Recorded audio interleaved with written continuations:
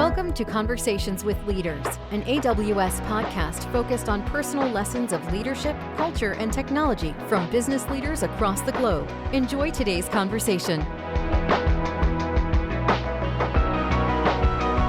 Welcome to Conversations with Leaders. I'm Jake Burns, Enterprise Strategist with AWS. In my former role, I was with Live Nation Ticketmaster, and I led an all-in migration to AWS that we successfully completed in 2017. I'm joined today by two of my colleagues, Helena and Chris. Hi, I'm Helena Incapo. I'm also an enterprise strategist for AWS. Before joining AWS, my immediate former role was the head of Thomson Reuters Labs for AI and generative AI innovation.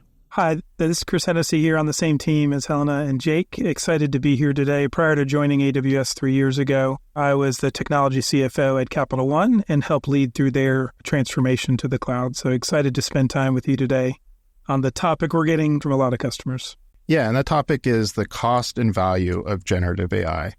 And like you, Chris, I've been hearing a lot of questions from customers on this topic. And I think there's a lot of interesting things to talk about here. You know, I saw a Gartner finance keynote recently, and the title was AI Success Depends on the CFO, Not IT. And I thought that was really interesting. And having a former CFO here, I think, is appropriate. So we're going to talk about both sides of the equation here, the cost side, which I think our customers are all trying to minimize their costs as they go through this process. But I think the more interesting part is how to ensure that we get value. Let's tackle the cost side first. You know, one of the questions that I get fairly often is, how do we, estimate costs when it comes to generative AI? Is it the same as cloud? Is it the same as a traditional IT deployment? Are there some things that are unique about generative AI that we need to consider? When we're talking about cost of generative AI, we need to break it down into, so what do we mean by that? Is it the cost of adopting the entire technology? But for what? So the starting point of talking about cost is exactly that, what do you want, what you do with generative AI? So starting from really what are the key problems to solve, and then working backwards to identify all of the key things for a generative AI-based solution, and then calculating on each of the components to reach that solution. I think that's the step to move forward, to bring down a very big topic of how much does it cost for me to adopting generative AI, to what are the problems to solve and how am I going to solve it, and then calculating backwards. Right. And what are some of the categories of costs that customers should be looking at? Are they, the same as like a IT deployment? Seems like there's maybe some additional things that they need to consider here with generative AI that may be unique to it. Yeah, I think in any traditional one, as you think about generative AI, there's the buy versus build kind of question that comes. And Jake, to your question, what are the cost components? If you think about kind of purchasing and buying, you need to think about, one, what services am I going to leverage and models am I going to leverage as you think about the usage of that. So model choice is a big decision, and we're going to talk a little bit more about that later. There's obviously complementary, could be other software analytic capabilities that you want to consider as a part of it. So there could be some subscription-based pricing to consider there on the buy side. But the beauty of testing with Gen AI is you can sample and try a lot of those services at a small scale for a small cost until you can see the value. Obviously, if you start to build, you need to think about the resourcing and the labor considerations. I know a lot of companies are looking to reskill or to enhance the knowledge of individuals. How do you do prompt engineering and generative AI effectively? And then you will use cloud providers and AWS costs in terms of leveraging those capabilities. So I think the traditional categories of people, software, and obviously if you're doing things with partners, third-party costs that all exist. I think most of the use cases that I've seen in customer engagements, people are looking to leverage all the great LLMs that are out there. How can they then apply them with their data to their use case versus starting from scratch, which I know there are plenty of companies who are building their own, but I think that is something that will come in the future. Most of the use cases I've seen are leveraging other models today. Yeah, I think you could get a lot of value from something like Amazon Q for Business, which is pretty turnkey as things go, right?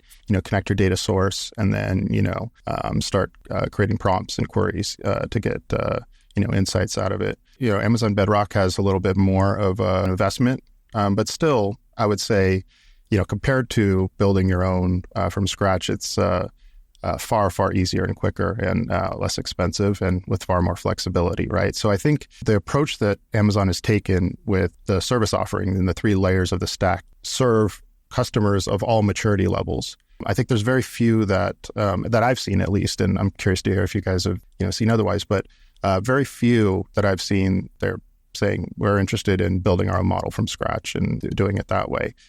Might be because I'm talking to enterprise leaders, but curious to hear what you think. So I think in general, that's, you guys talked a lot about the similarities of cost components comparing to other solutions and software solutions. Let me talk a little bit about the differences. One key thing, so we talk about buy versus build. There's actually a third option for generative AI, which is customize, because you can take a pre-built model, but not completely using it as is, but really customize it with your own data. And normally it has a few advantages. It can help you to get better performance. It can actually control the cost because you don't have to go for the biggest and the greatest generative AI model there is, and you can take a smaller one, actually really customize it for the specific topic and the domain you have with your data, and then really get the better result while controlling the cost. So that really helps you with the cost components, but at the same time as also getting a better performance coming out from that model. That third option is particularly very special, I would say, for generative AI. And it's actually, from what I have seen, not only from my past experience, but a lot of the customers I've been talking to, this is the option they're going for. Yeah, that makes sense. And I think this trend towards using smaller, more specialized models makes a lot of sense if you're looking from an ROI perspective. If we're talking a year ago, a lot of people were thinking, what's the best model? What's the biggest model? But I think as kind of the reality is set in that, these really big models, you don't necessarily need all the functionality of them for everything that you're doing. And they tend to be the most expensive option. Yeah, when we are talking about the cost, and let's not forget that beyond really, the initial cost to set up the model for you. And the long term, there's a big component, which is inference cost, which means that you give the input data and, for example, a prompt and get the result back from the models. And imagine a bigger model definitely have bigger costs per inference because it's calculated by token. And token is the size of inputs and output. So basically, that is another reason for you to think about really the model choices and having access to the right model, be it specialized and be it, start testing with smaller models and really gradually finding the right balance between the model itself, the customization, and the result, as in the speed and the size of input and output. So I guess would it be fair to say that like a reasonable approach would be to kind of build a prototype or a proof of concept and kind of just run it and see kind of what that setup costs look like, see what the run, the inference costs will be, and then kind of extrapolate that as to what you would predict what would be running in production. And that would give you some sort of ballpark as to estimating the costs. Would that be a reasonable approach? What you just defined sounds good, but then if you apply that to a lot of use cases, I know as we talk to customers, it's not like they have one or two use cases. Many have tens of use cases they're considering. So I think in aggregate, one good control that you could have in the beginning is thinking about kind of really broad financial guardrails to consider. Maybe how much investment capacity do you want to allocate towards this? Maybe just setting aside, kind of funding in that regard before you know it, because you don't want to slow down the speed and pace of innovation just to have a really good forecast and estimate. I think investing a small amount of capacity in the beginning, doing these assessments like you just outlined, Jake, and then thinking about what that means at scale, that gives you the really good foundation. We're going to talk about the value in a little bit, but it gives you a really good foundation of what's the range of outcomes, especially on a scale basis. I think that's where some people get hung up is, I know this use case, I know what we want to do, but if I have X number of developers or X number of resources in the company, putting prompts against this, what is the impact going to be at scale? So I think using some financial guardrails or allotting some element of investment capacity could be really helpful to force and enable innovation, but force some awareness before things get out of whack. Indeed. I think that also kind of helps answer the question a little bit on how to minimize costs as well, because while you're in that kind of experimentation phase, while you're, building that prototype, you could test different models and you could test different strategies and different prompts, right? And you can get better at writing prompts. I mean, it's amazing how much, the skill of being good at writing prompts or prompt engineering can affect your costs. So there's so many different levers that you have. And so I think really spending some time experimenting, you could still go fast, but really like realizing what those levers are, whether it be prompt engineering or RAG or fine tuning or model choice, or even just kind of like opening your mind up to kind of thinking about, maybe this application isn't going to use one model. Maybe it's going to use many different models for many different parts of the application. And then also realizing that generative AI isn't the kind of solution to everything, and using kind of other technologies that may be less expensive for the majority of what the application does, and really relying on generative AI and these models for the things that you really need them for. And I think if you combine all of those things and you get really good at that, I think you'll build that kind of cost optimization or that efficiency muscle over time. Yeah, I love that. Absolutely. So I think one of the major topics that customers are asking about is the talent consideration. We've kind of been through this before with cloud. You could argue it was a bigger scale or a smaller scale, and maybe we don't even know. But it's not like this is the first transformation that most of us have led or been a part of, right? I'm a big advocate for taking those lessons learned from the very transformative technology of cloud and applying it to generative AI. And I think one of my favorite lessons is really getting buy-in from your existing employees and training them and giving them opportunities to take these new roles and fill these new roles and, learn these new skills. It may sound like a kind of almost like a charitable thing that you're doing for your team. And it is in a sense, you want to build morale and you want to do good things for your employees. But it's also a very selfish thing as well, because recruiting for these roles is very, very difficult and very expensive. So if you can utilize your existing employees, it's a much easier path forward, a much quicker path forward, and typically a lot less expensive and more likely to succeed. Absolutely. So I think we need to think about, because it's such a new technology, and people, immediately jumping on, okay, what are the technical skills that I need in my organization in order to adopt it? But we should really think about that there's, of course, technology component in terms of talents, but there's also skills that everybody needs, and actually skills that somebody could do better if they actually have domain knowledge or business knowledge. For example, prompt engineering is actually less of engineering, more actually knowing what is the right questions to ask and what answers do you expect to evaluate that answer. So that is actually normally coming from business experts and subject matter experts, rather than coming from AI scientists or machine learning engineers. However, if we are really talking about technical skills, I absolutely agree that you probably already have the talents that you need. You just need to upskill them, reskill them. And there's a lot of adjacencies to what we need in generative AI or large language models. So, for example, people who have already data science skills can actually pivot into learning about the additional points and the kinds of data that large language models are being trained on, the algorithm that large language models are leveraging, and then really be the one who understand how best to customize it, as an example. So data engineers similarly, and also software engineers and architects are very much needed if you want to leverage an external large language models or generative AI models via API, as an example, right? So all of them are actually needed for you to efficiently build the right architecture to actually optimize costs as well. Yeah, I was reading an article on LinkedIn this morning that talked about, I think it was over half of the jobs posted on LinkedIn, there's an expectation of understanding and leveraging AI in the job.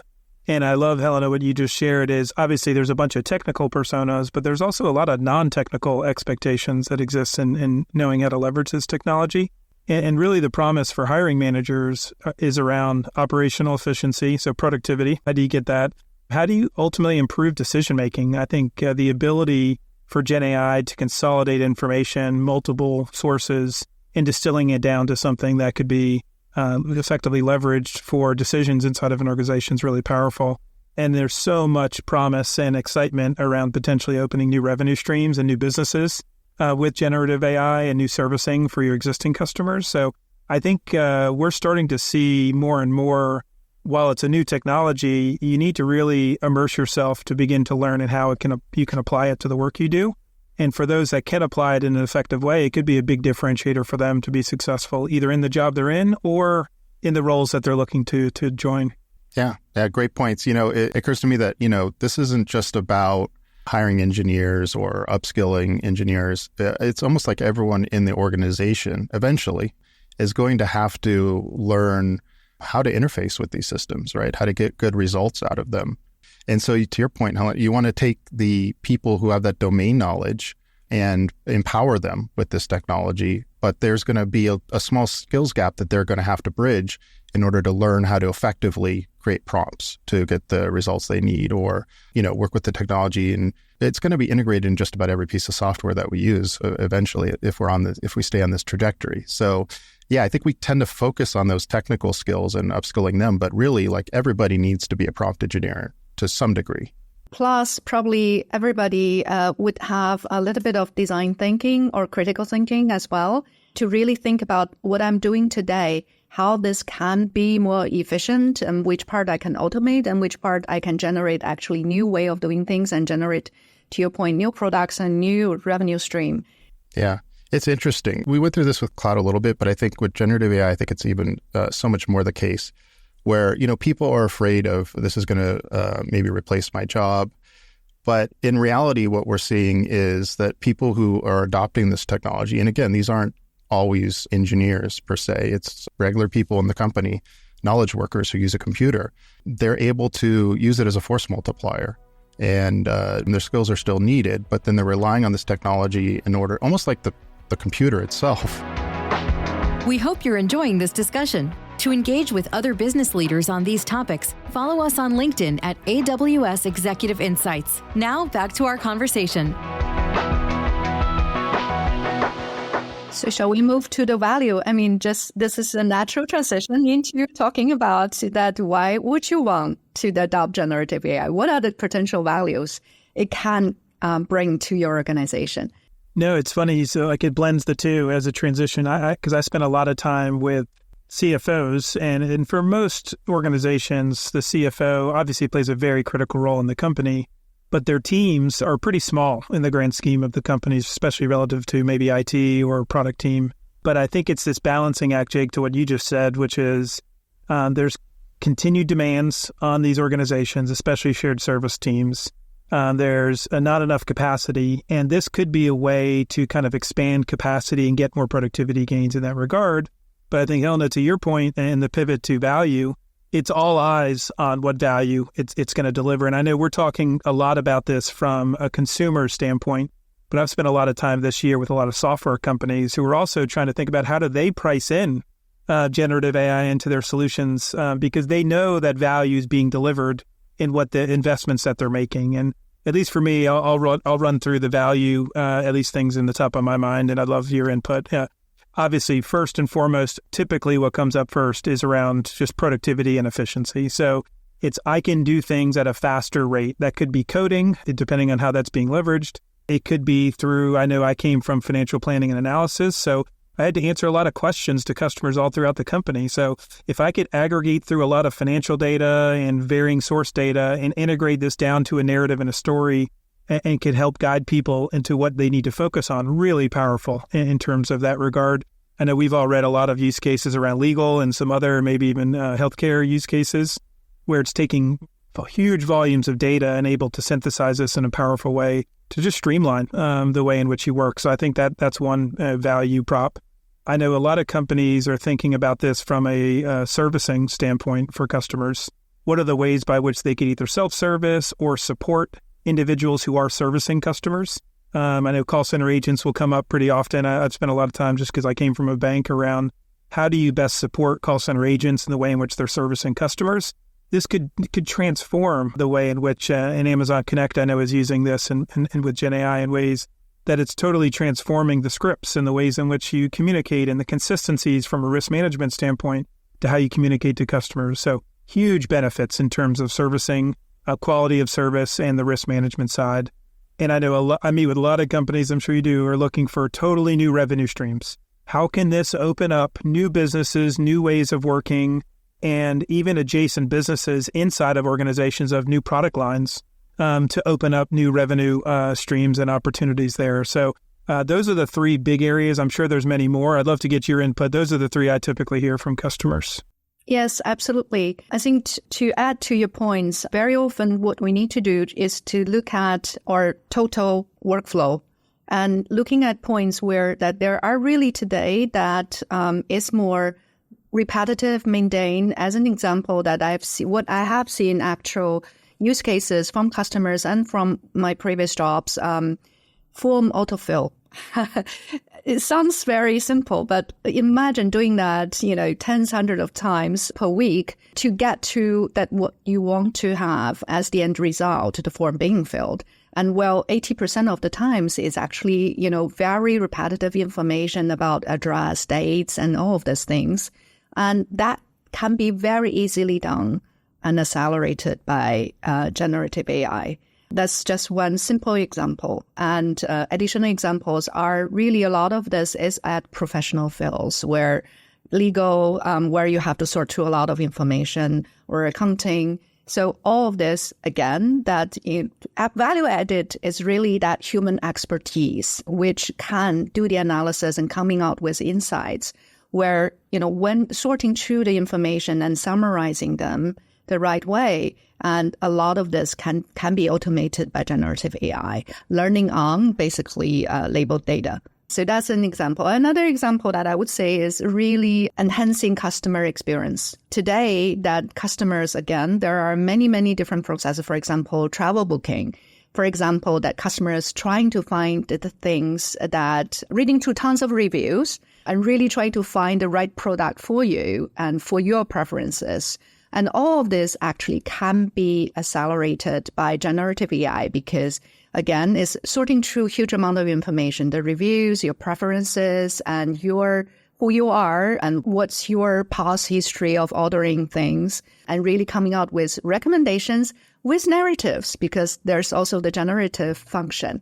And not to mention using the generative AI, especially in images or videos, and it can generate further in terms of prototype, in terms of design and different versions. You can go through 500 different versions and you can personalize them and you can generate them and really with the image putting in front of you for you to choose. So all of this are really great ways to enhance customer experience.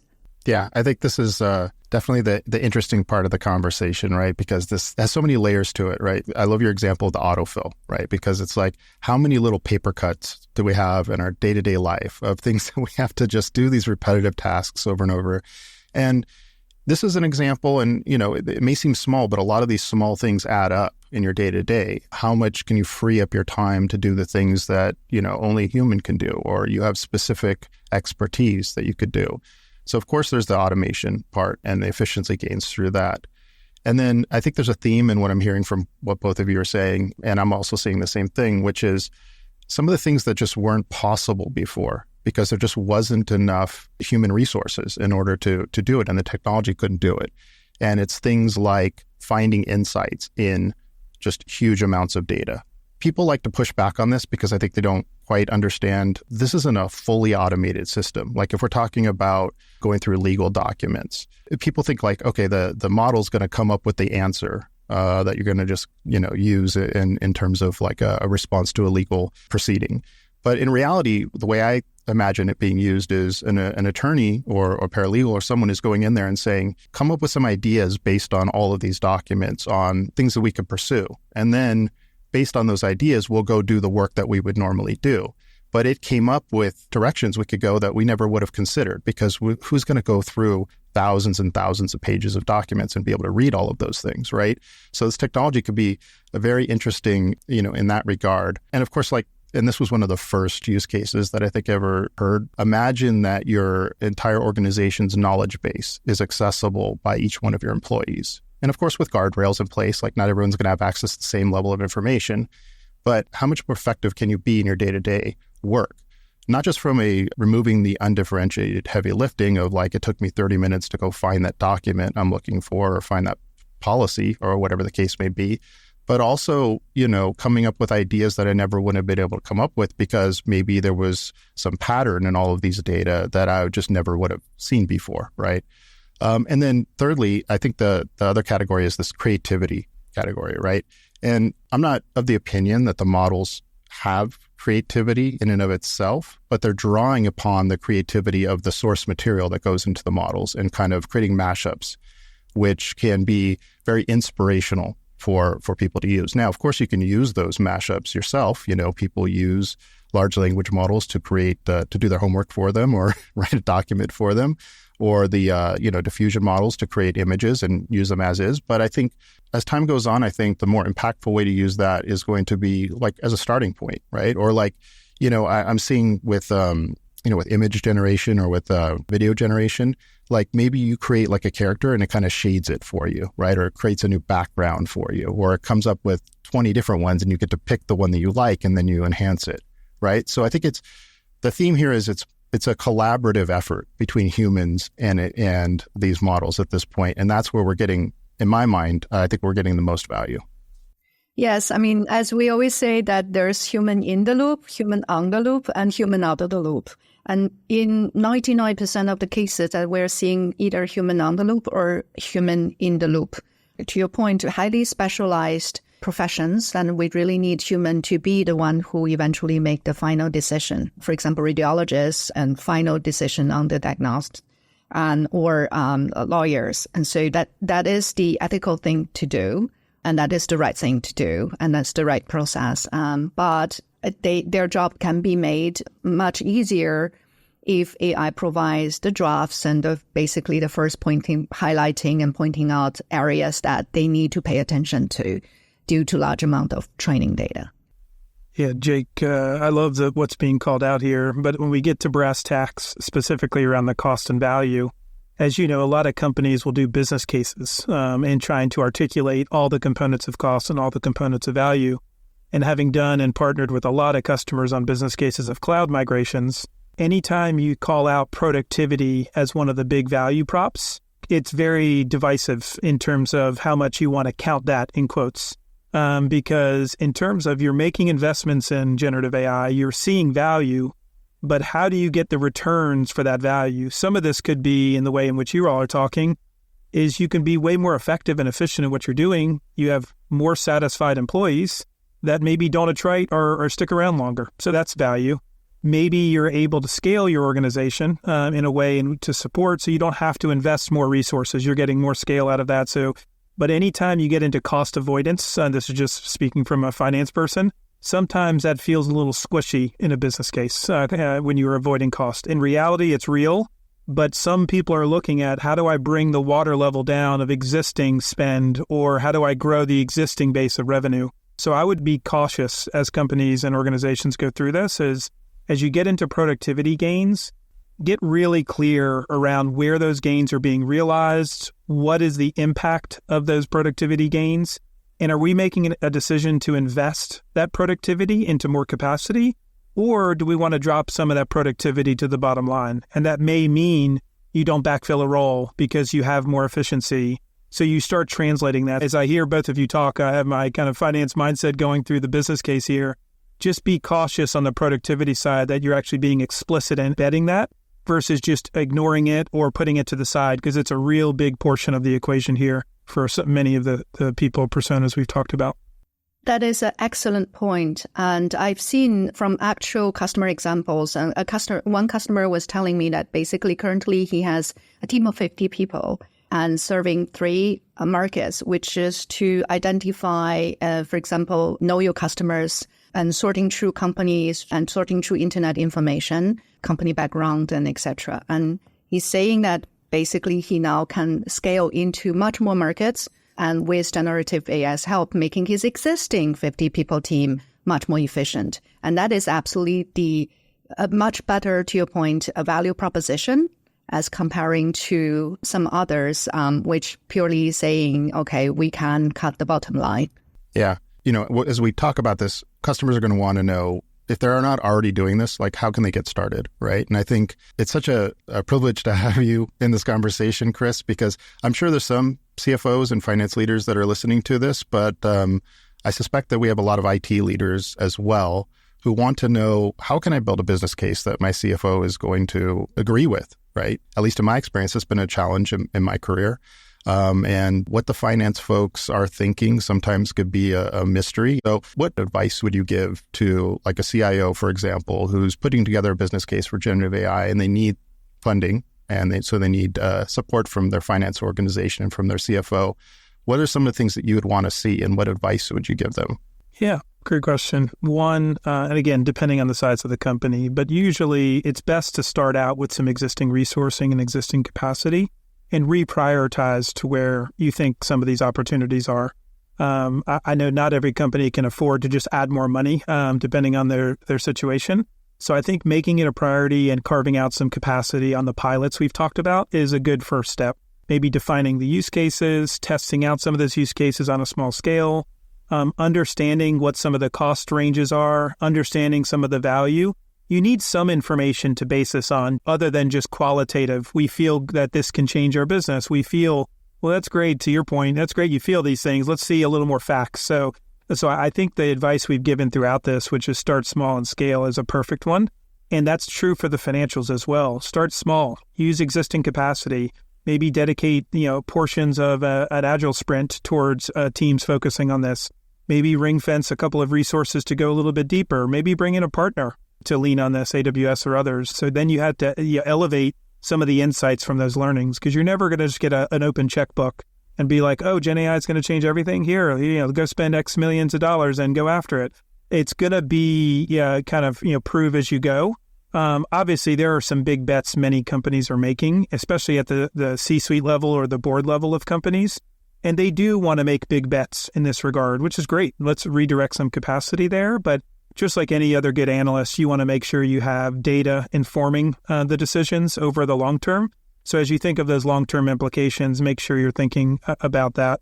I would do that. So work with your finance team, work with your IT leadership that's there, and really help build a partnership that you can scale through this.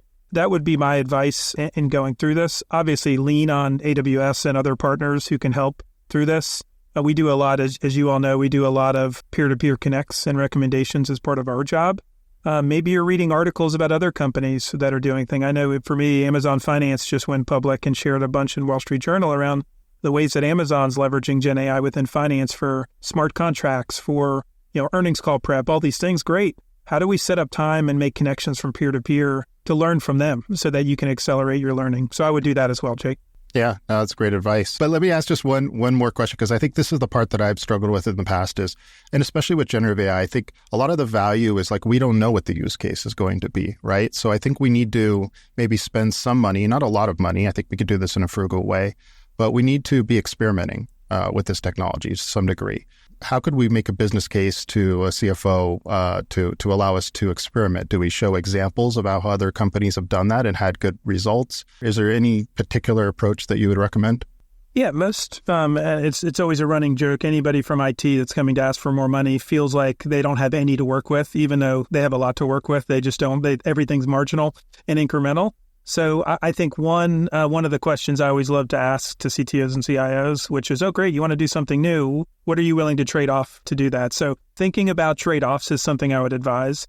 But most organizations reserve some capacity for new opportunities and investment. So not that everybody does it that way, but I think if you escalate and elevate some of the great opportunities, there typically is capacity to support small investments across the organization, so that you just need to create awareness around what those opportunities are. The product owners typically have that flexibility as well. So depending on how your IT team's structured and how much localized decisioning you have versus corporate level decisions, obviously, if you're trying to make a material investment, you need to have a little bit more bolstered case. But for people wanting to try out Bedrock or apply it to a use case, so my guess is these are all local decisions, and they're not big investments at all. So it's not like it's taking a ton of time from your teams or an investment. And that's where, again, a lot of companies will just lean on partners to help accelerate a lot of this as well, because that's another route you can go. I'm sure you're already engaged with partners. Maybe you redirect them away from some lower priorities to focus on some of this, get some excitement, and then scale it. And that's where you can make the case from there. All right. Any closing thoughts? Yeah, I think we covered a lot. Obviously, we talked about this almost a little bit of the art of the possible. So use case creation is something I know a lot of companies have spent a lot of time and mind share on. And Jake, you mentioned earlier, these don't have to all be home runs. A lot of these are singles inside of a baseball analogy. Like I know within every department, there's opportunities to leverage this. So what are the ways in which you think, you can apply it and really start to, invite and encourage people all over the organization to take advantage of this? I know points of view are evolving through time, but some companies, especially in highly regulated companies, they were concerned over the level of security and information sharing and weren't opening this up to their organization and their pools. But obviously, leveraging Bedrock enables you to have really good security and an ecosystem around doing this in a well-managed way. You fully can control all that information and none of that data will be used outside of it. So I think taking advantage of Bedrock, finding ways to open this up in your organization, allowing a small level of capacity to go after this, and then make sure you don't underestimate the importance of communication of the results of this inside of your company, because you could get some really good wins and inspire others just from hearing from what others are doing. So opening the lines of communication and celebrating the wins inside of your organization would be my last piece of advice. I would say the only thing I would add is, yes, start small, but involving your organization. So when you are brainstorming on potential use cases, and let people think about their roles and think about that where they can optimize. Both of you have mentioned that people would be surprised, actually. There are many, many potential use cases in each of the functions and in, customer-facing or non-customer-facing internal ones. So get started there, get everybody involved, inspire everybody with that, mindset of experimentation. And yes, leveraging technologies which are easy to do experiment on, like Bedrock, where you can try out with different models and customizations and leveraging your own data. So yes, that would be my advice. Yeah, great advice. As I've talked to customers over the, past year, 2 years on this topic, when I have, let's say, 5 minutes to talk to them, kind of my summary is usually there's kind of two parallel paths here if you're just starting out. One is, of course, you want to find good use cases, right? So there's a lot of research you could do on that and a lot of internal, and this doesn't have to be expensive. This could be really, just kind of brainstorming, learning. AWS is here to help. We have the reference finder that we'll link to in the show notes here. See what others are doing, get an inspiration from that, see what makes sense to your business and kind of focus on those things. But the other path is, even if you don't know how you're going to use this, you're probably going to use this technology in some way. And so don't wait to have that perfect use case before you start, putting in guardrails and training your teams and doing all those things. You could do that in parallel. So my advice is to do both at the same time. Get people trained, get people bought in, get people to understand this is something that the company supports. And, we're going to use enterprise grade technology like the AWS suite of services rather than public models. So, if you're an enterprise, you want to, have all that security and privacy and all those controls in place and put those guardrails in place and put those governance in place so that when you come up with that great idea that you want to execute on, you can execute on it quickly. And so do that. And then also look for those early wins, those quick wins that you can have, right? So you could show value, especially speaking to kind of enterprise CIOs. If you need to win over your CFO, in my experience, the best way to do it is with a track record of success, right? So maybe focus on these things like coding companions, Amazon Q Developer, that could prove at very low cost that you're getting value out of this technology. And then you can kind of earn trust with the finance teams and others within the organization as you go. So work on those smaller, I think we're all in agreement on that. Start small, but think big and work your way up. And, I think you could build momentum very quickly. Thanks for listening to this episode of Conversations with Leaders, brought to you by AWS Executive Insights. For more on these topics, visit aws.amazon.com/executive insights. While there, visit our generative AI and ML page for more resources to help you unlock the value of generative AI for your business.